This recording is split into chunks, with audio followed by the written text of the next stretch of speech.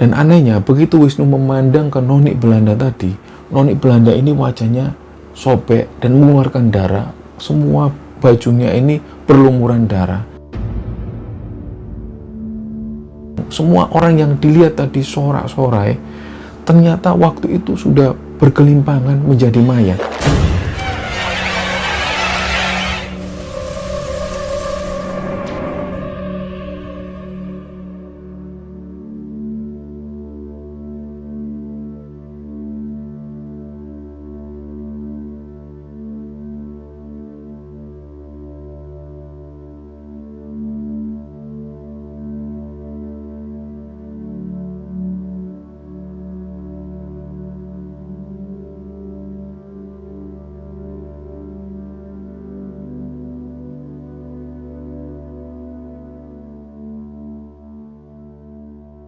Bismillahirrahmanirrahim. Assalamualaikum warahmatullahi wabarakatuh. Sobat Kembara Sunyi dimanapun berada, pada kesempatan kali ini kami akan bercerita tentang sebuah kisah pendakian yang pernah dialami oleh Wisnu dan teman-teman ketika mendaki ke Gunung Arkopuro, Jawa Timur. Sebelum masuk ke ceritanya, untuk teman-teman yang telah nonton tayangan ini dan belum subscribe, yuk subscribe sekarang juga agar kami lebih bersemangat lagi dalam membuat konten-konten terbaru di Kembara Sunyi. Dan untuk teman-teman yang telah mendukung kami sejauh ini, kami ucapkan terima kasih banyak. Semoga amal kebaikan teman-teman dibalas kebaikan berlipat oleh Allah Subhanahu wa Ta'ala.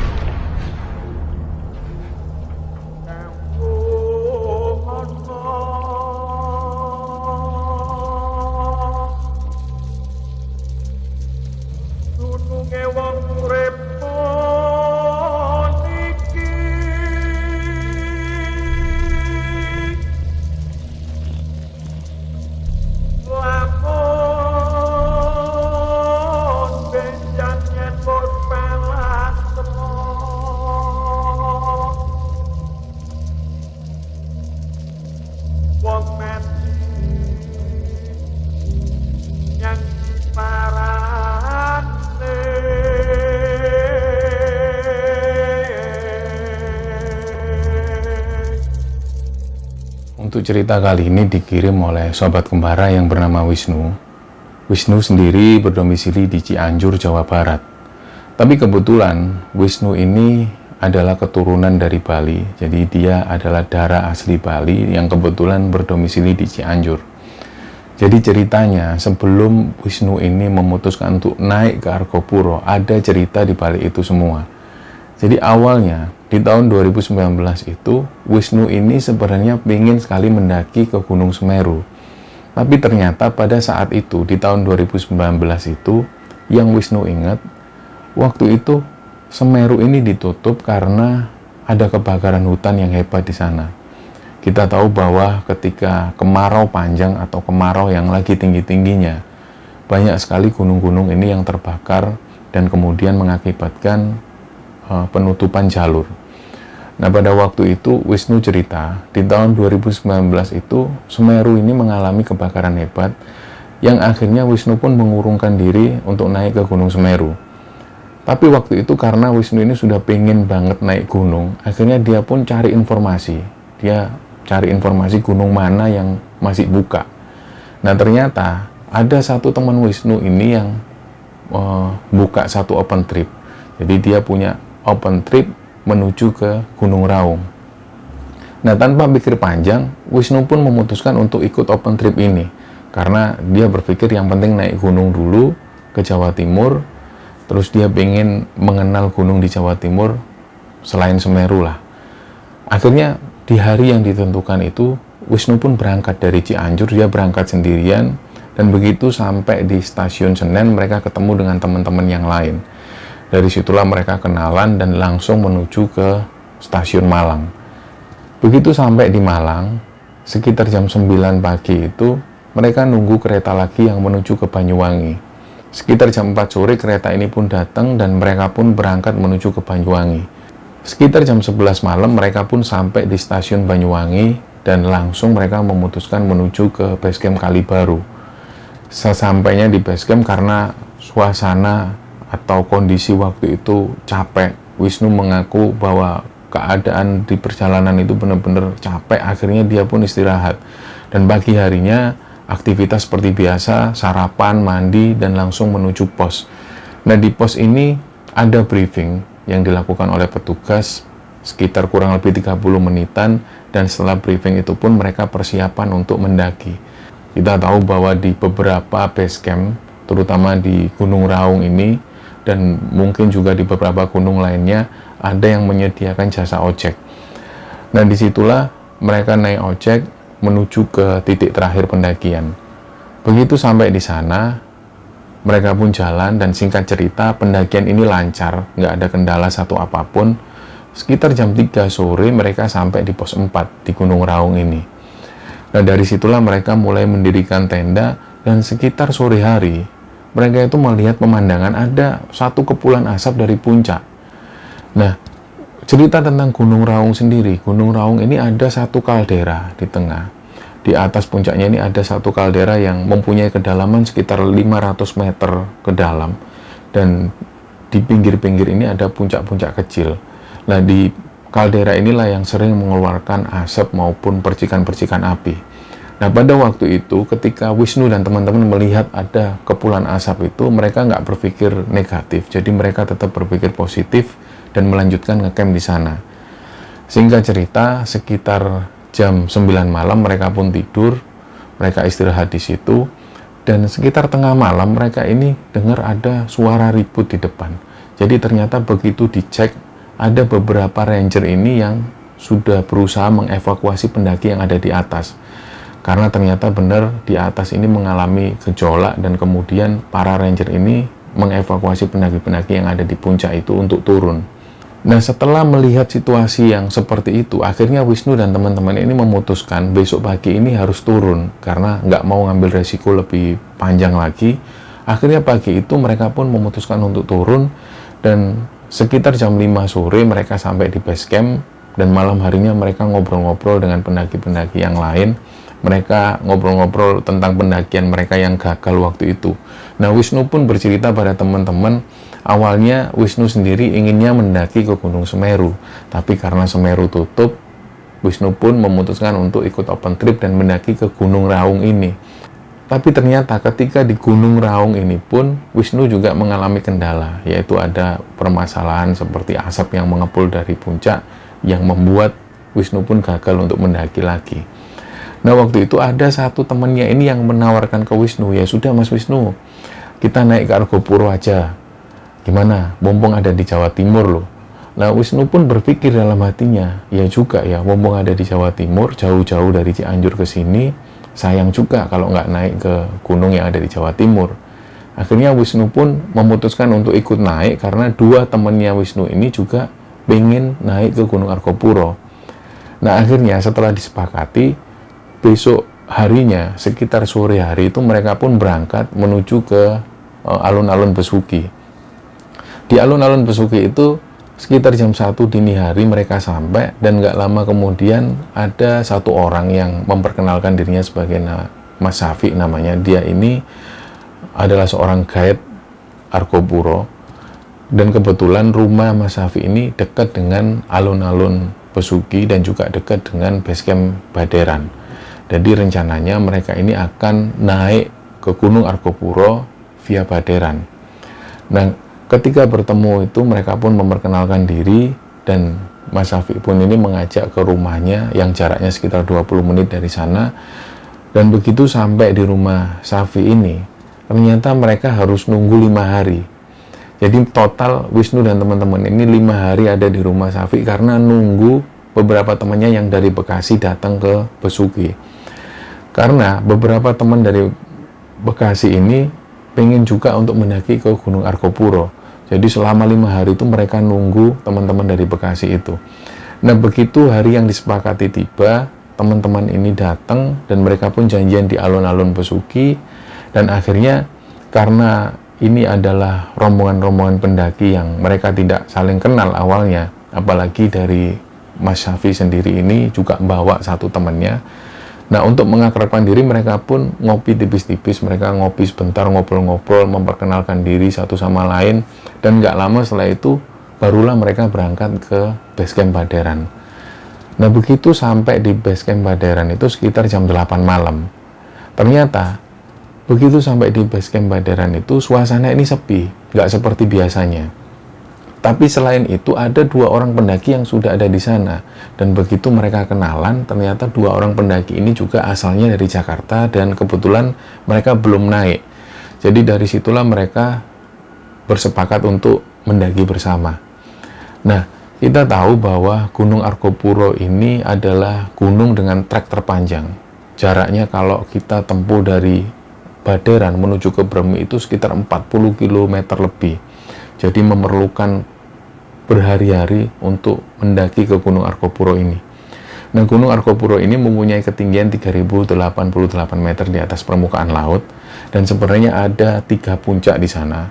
Ada puncak Argopuro, puncak Arca, dan juga puncak Rengganis, yang letaknya juga berdekatan satu sama lain. Nah, Gunung Argopuro ini dikenal penduduk sekitar dengan nama Pegunungan Hyang. Banyak sekali pendaki yang memilih untuk lintas jalur. Biasanya mereka memilih mendaki dari jalur Baderan menuju ke Bremi, begitupun sebaliknya. Dan banyak sekali pemandangan-pemandangan yang bagus yang bisa didapatkan di Gunung Argopuro ini. Terutama misalnya ada taman hidup, ada juga sabana-sabana yang luas sekali, dan terkenal sekali di Gunung Argopuro kita bisa melihat satwa-satwa liar seperti merak maupun babi hutan dan lain-lain. Nah, singkat cerita akhirnya pagi itu mereka pun mengawali aktivitas dengan sarapan, mandi, dan ketika semua perlengkapan dicek, mereka pun berangkat. Ketika keluar dari base camp itu ada tukang-tukang ojek yang sudah kumpul di sana, yang biasanya tukang ojek ini mengantar menuju ke batas Makadam. Jadi di Gunung Argopuro ini banyak sekali kita temukan beberapa tukang ojek yang sudah berkumpul di sana untuk mengantarkan pendaki menuju ke batas Makadam. Bahkan dulu ada ojek ini yang mengantarkan bahkan sampai ke Cikasur. Yang bisa kita bayangkan perjalanan dari Baderan menuju ke Cikasur itu kalau kita tempuh dengan berjalan kaki, ini bahkan seharian lebih. Bahkan ada yang berkata bahwa perjalanan dari Baderan menuju ke Cikasur itu sekitar 1,5 hari lebih. Bahkan waktu itu ada ojek yang menawarkan langsung menuju ke Cikasur. Mungkin saat ini sudah nggak ada lagi. Jadi ojek waktu itu, Wisnu cerita, mengantarkan sampai ke batas Makadam. Akhirnya mereka pun naik ojek. Jadi dari pos Baderan menuju ke batas Makadam itu kalau ditempuh jalan kaki, ini bisa sampai sekitar kurang lebih 4 jam lah kalau untuk pendaki-pendaki yang biasa-biasa yang nggak mengejar waktu. Mereka bisa menempuh sekitar kurang lebih 4 jam. Tapi dengan adanya ojek ini, mereka bisa menghemat waktu yang sangat banyak sekali. Nah, singkat cerita, sekitar jam 11 siang itu, Wisnu dan teman-teman mulailah mendaki. Mereka mulai mendaki, dan trek di Argopuro ini terkesan landai. Dan banyak sekali bonus-bonus yang bisa didapatkan oleh pendaki ketika mendaki ke Gunung Argopuro. Tapi memang di sisi lain, Gunung Argopuro ini memiliki trek yang panjang. Dan kita akan menemukan banyak sekali sabana-sabana di sana. Nah, singkat cerita, Wisnu dan teman-teman sampai di pos mata air 1, mereka pun mendirikan tenda di sana, dan malam harinya mereka ngobrol-ngobrol dan saling mengakrabkan diri, karena banyak sekali pendaki-pendaki yang belum dikenal satu sama lain, mereka pun mengakrabkan diri. Dari situlah Wisnu berkata malam itu berjalan normal dan gak ada satupun yang aneh. Nah, pagi harinya mereka mengawali aktivitas dengan sarapan, mandi, dan lain-lain, dan target awal mereka akan menuju ke pos Cikasur. Nah, di Cikasur inilah adalah tempat favorit para pendaki yang mendaki ke Gunung Argopuro. Kenapa? Karena ada sumber air di sana. Yang kedua, ada tanaman selada air yang bisa digunakan para pendaki untuk campuran makanan mereka. Dan di Cikasur ini juga pemandangannya benar-benar bagus. Jadi Cikasur ini adalah tempat favorit bagi para pendaki. Dan waktu itu Wisnu dan teman-teman ini memutuskan target perjalanan ini langsung menuju ke Cikasur. Singkat cerita, mereka pun berjalan dan melewati sabana-sabana yang begitu cantik.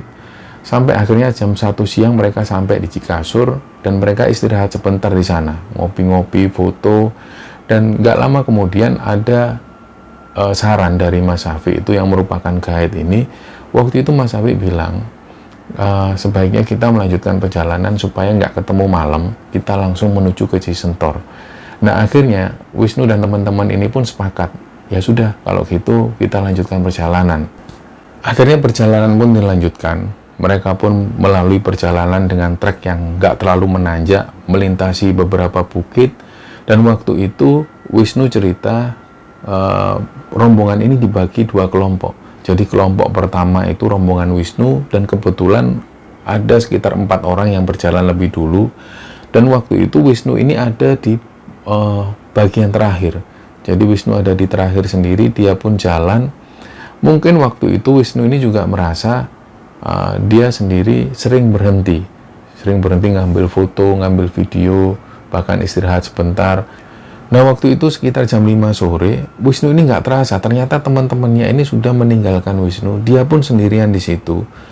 Waktu itu Wisnu berhenti di satu persimpangan dan dia noleh kanan kiri, suasana itu sepi. Tiba-tiba suasana sepi, teman-temannya yang lain ini sudah menjauh, sementara rombongan yang di belakang belum juga sampai. Jadi nggak ada suara apapun. Nah, karena Wisnu itu mengambil inisiatif yang santai, dia nunggu rombongan yang lain yang ada di belakang. Akhirnya Wisnu pun nunggu di situ. Dia pun duduk sebentar dan mengeluarkan rokoknya. Dan waktu itu, ketika Wisnu ini menyalakan api, korek ini tiba-tiba mati. Padahal sebelum-sebelumnya korek ini normal, nggak ada kendala apapun. Tapi waktu itu, korek ini nggak bisa nyala. Akhirnya Wisnu pun diam. Dia pun sempat mengambil gambar lagi. Waktu itu suasana sepi, jam 5 sore, dan gak lama kemudian Wisnu ini dengar dari belakang itu ada suara derap langkah kaki. Lah, langkah kaki ini didengar Wisnu seperti rombongan pendaki, tapi lama-kelamaan suara ini semakin keras, seolah-olah ada rombongan yang berjalan itu seperti berbarengan, brak, brak, brak, brak, brak. Nah, waktu itu karena Wisnu ini penasaran, dia pun berdiri, dia ngelihat. Karena di sekitarnya ini ada alang-alang yang ukurannya cukup tinggi, jadi nggak seberapa kelihatan. Tapi begitu Wisnu ini ngelihat ke belakang, suara ini pun menghilang. Dan nggak lama kemudian Wisnu pun duduk lagi, ada suara lagi yang datang. Kayak banyak sekali rombongan yang datang dengan suara derap langkah kaki, seperti sepatu tentara yang pakai sepatu boot. Brak, brak, brak, brak, brak, brak, brak. Nah, karena waktu itu Wisnu ini khawatir kalau dia menghalangi jalan orang-orang ini, akhirnya Wisnu ini minggir sedikit. Tapi ketika Wisnu ini minggir dan ngelihat lagi ke belakang, suara ini tiba-tiba hilang lagi.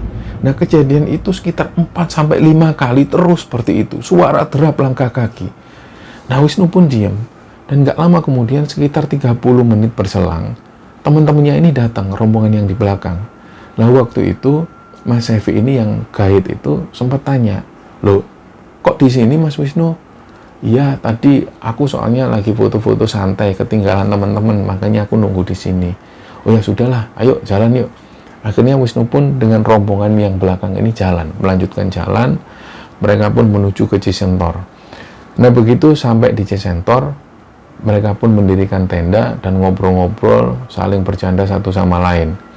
Nah, sekitar jam 10 malam itu mereka tidur, jadi belum ada suasana yang aneh. Pagi itu mereka mandi di sungai, dan sekitar jam 10 mereka pun melanjutkan perjalanan. Nah, perjalanan waktu itu normal, nggak ada satu keganjilan. Mereka melewati padang rumput dan juga ada padang edelweiss di sana, dan sampailah mereka di Rawa Embik. Di Rawa Embik itu mereka ngopi-ngopi sejenak, dan sekitar jam 3 sore mereka melanjutkan perjalanan menuju ke Sabana Lonceng. Nah, di Sabana Lonceng inilah mereka mendirikan tenda dan kemudian prepare untuk summit. Jadi waktu itu sore hari mereka memutuskan untuk summit karena menurut beberapa teman itu pemandangan di puncak Argopuro itu bagus ketika sore hari. Ada kabut tipis yang disambar oleh sinar matahari. Jadi waktu itulah mereka memutuskan untuk muncak. Nah, ketika di puncak mereka melakukan aktivitas seperti biasa, foto-foto dan ngobrol-ngobrol sejenak. Nggak lama kemudian mereka pun turun, sekitar jam 5 sore lebih mereka kembali lagi ke tenda yang ada di Sabana Lonceng itu. Nah, sekitar jam 10 malam mereka pun memutuskan untuk tidur. Nah, di malam inilah Wisnu itu merasa ada yang ganjil. Jadi awalnya Wisnu ini tidur seperti biasa, tapi nggak lama kemudian Wisnu itu ngerasa suasana ini tiba-tiba hening. Yang semula masih terdengar ada suara serangga, tiba-tiba waktu itu hening. Nah, Wisnu pun kebangun. Waktu itu Wisnu nggak tahu jam berapa, Wisnu ini bangun seperti biasa. Tapi yang bikin aneh, ketika Wisnu ini noleh, ternyata Wisnu ini ngelihat badannya sendiri masih tidur. Lah disitulah Wisnu ini bingung, loh ini kenapa kok aku bisa kayak gini? Dia pun ngelihat teman-temannya tidur, dan dia ngelihat badannya sendiri tidur di situ. Nah, Wisnu pun dengar, seketika itu juga dia dengar ada suara gemerincing lonceng kuda. Sering, persis berhenti di depan tendanya. Nah, karena penasaran, dia pun buka tenda, dan ternyata benar, di depan itu ada kereta kencana yang besar, yang berlapiskan emas, dan ditarik dengan 6 ekor kuda. Berhenti persis di depan tenda Wisnu. Nah, Wisnu pun karena penasaran, dia ini keluar. Wisnu keluar seperti seolah-olah dia ini terhipnotis. Lah begitu Wisnu melihat, kabin dari kereta ini pintunya kebuka, dan di dalam itu ada perempuan-perempuan cantik.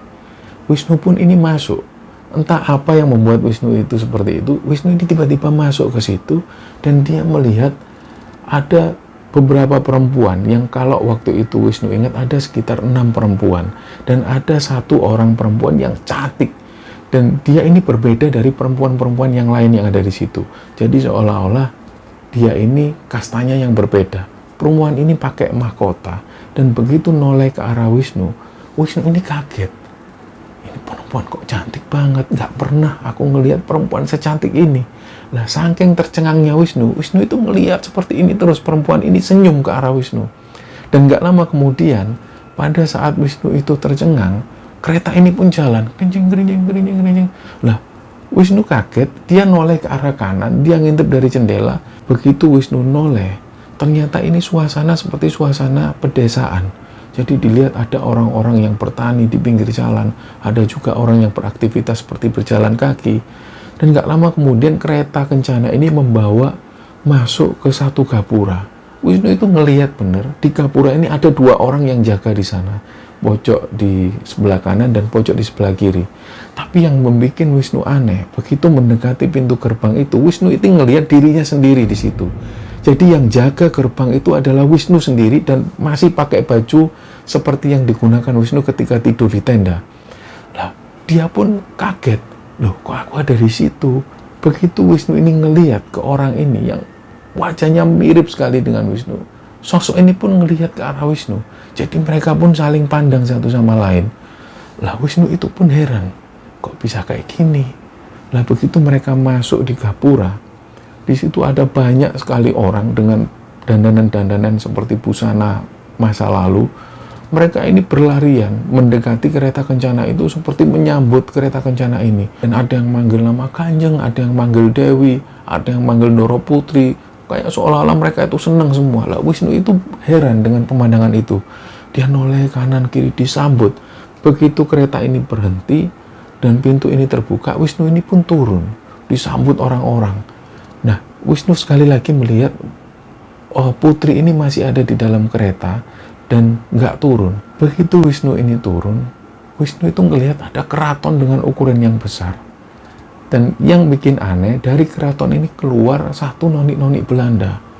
Dia ini perawakannya seperti orang Eropa pada umumnya. Dia pakai baju putih, long dress, keluar dan langsung memandang ke arah Wisnu. Tapi pandangannya waktu itu seperti suram. Jadi perempuan Belanda ini cuman melihat Wisnu dan senyum sebentar, kemudian mengalihkan pandangannya. Orang-orang ini sorak-sorak semua, tapi nggak lama kemudian tiba-tiba ada suara seperti derap langkah kaki yang keras sekali. Prak, prak, prak, prak, prak, prak. Mereka ini masuk dari arah gerbang. Ternyata begitu dilihat Wisnu ada tentara-tentara yang semakin jelas dilihat Wisnu ini tentara-tentara Jepang dengan topi yang ada di sisi sampingnya seperti itu. Dia membawa senjata dan langsung membantai semua orang yang ada di situ. Dan Wisnu ini melihat betul pemandangan itu, pemandangan yang tragis seperti itu. Darah di mana-mana muncrat dan orang-orang Jepang ini langsung membunuh semua orang yang ada di sana. Dan anehnya, begitu Wisnu memandang ke noni Belanda tadi, noni Belanda ini wajahnya sobek dan mengeluarkan darah. Semua bajunya ini berlumuran darah. Lah Wisnu pun kaget, dia pun kayak bingung. Semua orang yang dilihat tadi sorak-sorai, ternyata waktu itu sudah bergelimpangan menjadi mayat. Dan gak lama kemudian mayat-mayat ini pun diseret, dimasukkan ke lubang oleh tentara-tentara Jepang itu dan dibakar waktu itu juga. Keraton-keraton ini semua terbakar. Nah Wisnu pun bingung, dia ngelihat ke arah belakang. Nah putri cantik yang ada di kereta kencana itu kayak manggil Wisnu untuk segera masuk. Wisnu pun masuk lagi ke kereta kencana. Begitu duduk, kereta pun jalan. Kereta jalan, Wisnu ngelihat lagi perempuan-perempuan itu tenang, nggak ngomong apapun. Dia diam, nggak ada satupun yang dibicarakan. Begitu kereta jalan, nggak seberapa lama kereta ini pun berhenti di depan sebuah candi. Wisnu pun turun, dan di situ ada prajurit-prajurit dari kerajaan-kerajaan masa lalu. Ada 2 orang prajurit yang mengawal Wisnu untuk masuk ke dalam. Dan begitu sampai di dalam, ada 1 orang laki-laki. Dia ini berbusana seperti panglima pada masa lalu, panglima kerajaan. Dia pun bilang ke Wisnu, "Dah, habis ini kamu saya antar pulang." Tapi dengan bahasa yang dikenal oleh Wisnu.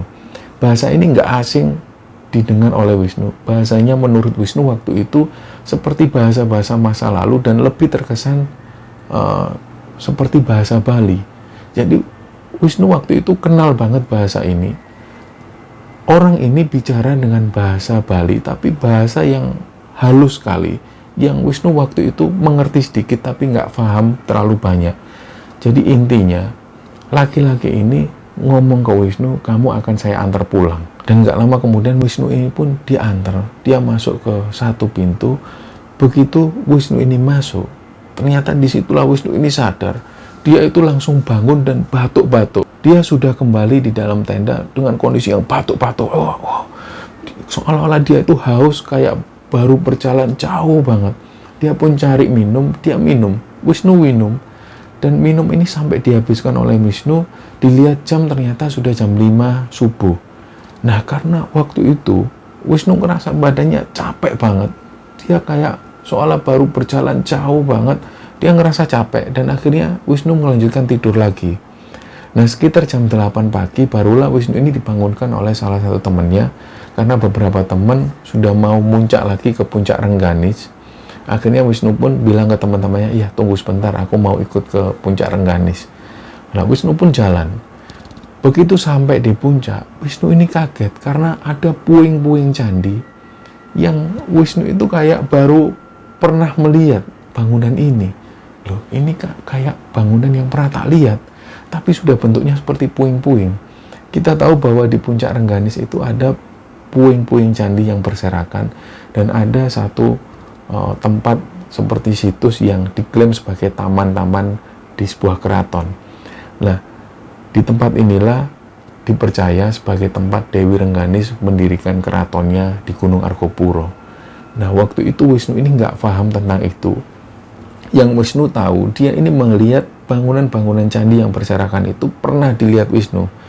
Nah, bangunan inilah yang dilihat Wisnu pada saat dia berkeliling diajak oleh satu putri cantik itu. Nah, setelah melihat itu, Wisnu pun turun kembali ke Sabana Lonceng. Mereka pun persiapan, dan waktu itu ada beberapa teman yang usul untuk langsung melanjutkan perjalanan menuju ke Taman Hidup. Nah, mereka pun jalan. Nah, waktu itu karena saking asiknya jalan, Wisnu ini jalan lebih dulu bersama satu orang temannya yang bernama Candy. Mereka berhenti di satu pos Cemoro Limo. Di situ Wisnu berhenti sejenak untuk sekedar ngerokok, ngobrol sambil nunggu rombongan yang lain. Nah, karena rombongan yang lain ini belum juga sampai, Wisnu pun lanjut jalan dengan satu temannya ini. Nah, dia pun jalan pelan, dan selama perjalanan itu Wisnu mengaku kalau dia ini nggak ngobrol satupun dengan Candy ini. Dia jalan dan nggak ngobrol satupun. Begitu memasuki hutan lumut, Wisnu dan Candy itu merasa kalau suasana ini hening. Jadi nggak ada suara apapun, dan telinga mereka itu tiba-tiba berubah menjadi suara dan itu cukup mengganggu telinga Wisnu waktu itu. Nah, karena situasi yang seperti itu, Wisnu pun bilang ke Candy, "Ken, istirahat dulu, Ken. Ngerokok-ngerokok kayak." Tapi waktu itu yang bikin aneh, Candy ini bilang ke Wisnu, "Udah, jangan di sini. Jalan aja lagi, jalan." Nah, Wisnu pun jalan sama Candy. Suasana di hutan lumut ini gelap, tertutup lumut-lumut dan juga pepohonan, dan suasana lembab. Mereka pun jalan. Nah, nggak lama kemudian, Wisnu ini dengar ada suara derap langkah kaki, seolah-olah ada yang mengikuti dari belakang. Begitu Wisnu noleh, ternyata nggak ada siapapun. Tapi suasana yang tadinya hening, tiba-tiba berubah jadi riuh. Ada orang yang berjalan, ada orang yang berlari. Dan Wisnu itu dengar banget kalau orang-orang yang berlarian ini menggunakan sepatu boot. Karena suaranya tuh prak, prak, prak, prak, prak, prak. Seperti berlari. Ada yang berjalan dari arah belakang. Lah, tapi waktu itu Wisnu ini nggak ngomong apapun ke Candy, temannya ini. Dia jalan. Dan nggak lama kemudian masih di hutan lumut itu, Wisnu sekali lagi bilang ke Candy, "Ken, istirahat dulu Ken, minum dulu Ken." Lah, sekali lagi Candy bilang, jangan di sini, lanjut jalan aja." "Loh, kenapa? Udah di taman hidup aja. Berhenti nggak apa-apa istirahat, tapi nggak usah pakai ngerokok, nggak usah lama-lama di sini." Terlihat banget kalau Candy waktu itu wajahnya pucat dan ada yang disembunyikan dari Candy. Tapi waktu itu Wisnu ngerasa, iya memang bener ada yang nggak beres. Ya sudah, lanjut jalan aja.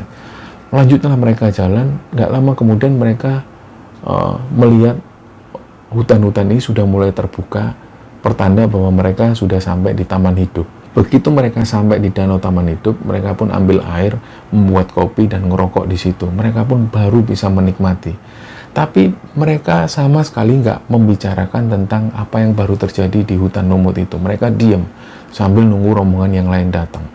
Sekitar 30 menit kemudian rombongan yang lain ini datang di taman hidup, dan mereka pun bersepakat untuk melanjutkan perjalanan lagi menuju ke pos premi.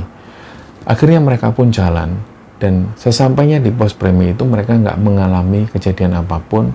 Dan begitu sampai di pos premi, ada satu penjaga yang tanya ke rombongan Wisnu ini. Dia tanya, "Gimana? Ada kejadian apa di atas?" Nah, ternyata beberapa teman yang lain ini jawab, "Oh, nggak ada kejadian apa-apa, Cak." "Oh, ya sudah kalau gitu." Ternyata Wisnu ini sudah nggak bisa nahan. Dia harus ngomong. Dia pun ngomong, "Cak, sebenarnya saya mengalami kejadian, Cak. Waktu di Sabana Lonceng itu, saya itu dijemput kereta kencana." Ceritalah Wisnu. Malam itu dia cerita kalau dia dijemput kereta kencana dan mengalami kejadian-kejadian seperti itu. Lah, waktu itu penjaga yang ada di pos premi itu bilang, "Loh, beruntung sampean baru ketemu Dewi Rengganis itu." Lah, Wisnu pun bingung, Dewi Rengganis itu siapa? Ya, panjang lah ceritanya. Pokoknya orang-orang sekitar ini sering melihat penampakan Dewi Rengganis, dan itu diklaim sebagai keberuntungan. Ya, anggap aja lah sampean beruntung mas ketemu Dewi Rengganis. Orangnya cantik, rambutnya panjang, pakai kebaya merah. Lah, Wisnu heran loh. Iya bener mas, kayak gitu. Lah iya, itu bersama 6 danyangnya yang sampean lihat. Loh iya bener, ada beberapa perempuan-perempuan yang cantik, tapi yang satu ini beda banget. Dia ini lebih cantik dan aku tuh nggak pernah melihat perempuan secantik ini. Dia pakai mahkota. Yaitu, itulah Dewi Rengganis. Dari situlah Wisnu ini diam. Ya sudahlah, ini untuk pelajaran semualah. Akhirnya setelah dari pos premi itu, mereka pun langsung cepat-cepat menuju ke terminal Probolinggo, karena bis yang ada di sana ini hanya 2 kali beroperasi. Mereka pun segera naik bis itu menuju ke Probolinggo. Dan dari sinilah mereka berpisah. Beberapa teman menuju ke Surabaya untuk melanjutkan perjalanan ke Jakarta. Sedangkan Wisnu, Candy, dan Mas Safi ini kembali ke Besuki menuju ke rumah Mas Safi untuk bermalam di sana sebentar. Begitu sampai di rumah Mas Safi itu, mereka ngopi-ngopi. Disinilah Wisnu ini buka obrolan lagi. Dia cerita bahwa memang benar malam itu di Sabana Lonceng itu dia ketemu dengan Dewi Rengganis. Nah, disitulah Mas Safi ini cerita, ya Dewi Rengganis itu dipercaya banyak orang penghuni yang ada di sana. Bahkan dulunya Dewi Rengganis ini bangun satu keraton yang ada di puncak Gunung Argopuro itu. Sampai sekarang keberadaan Dewi Rengganis ini dipercaya masih bertempat di sana bersama ke-6 danyang-danyangnya.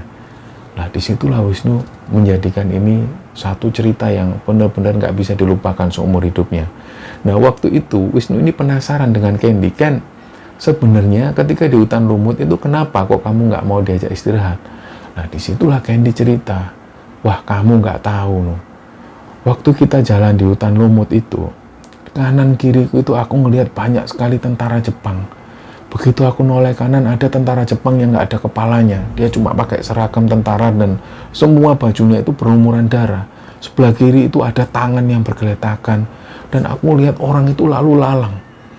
Nah, disitulah Wisnu ini seolah jawabannya ini klop dengan Candy. Benar ternyata. Aku sebenarnya di hutan lumut itu juga mengalami kejadian yang serupa. Jadi banyak sekali suara-suara seperti orang lari dengan sepatu boot yang aku yakin itu adalah sepatu-sepatu tentara. Ternyata kamu bilang kalau kamu melihat sosok tentara Jepang, benar berarti. Iya, makanya itu aku nggak berani berhenti di hutan lumut. Karena wajahnya itu menyeramkan, kanan kiri ini banyak sekali mayat-mayat yang bergelimpangan. Makanya aku bilang ke kamu terus jalan, nggak usah berhenti di sini.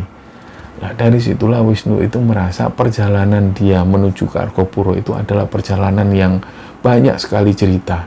Mereka bisa kenal dengan para pendaki-pendaki lain, mereka bisa menambah saudara. Dari situlah Wisnu ini semakin tahu tentang sejarah tentang Dewi Rengganis yang pernah menempati Gunung Argopuro, Jawa Timur. Dari cerita inilah kami berharap cerita ini bisa diambil kesimpulan oleh teman-teman semua, bisa diambil hikmah, dan lebih-lebih bisa menjadi manfaat untuk teman-teman sekalian. Mohon maaf kalau ada salah-salah kata. Wassalamualaikum warahmatullahi wabarakatuh.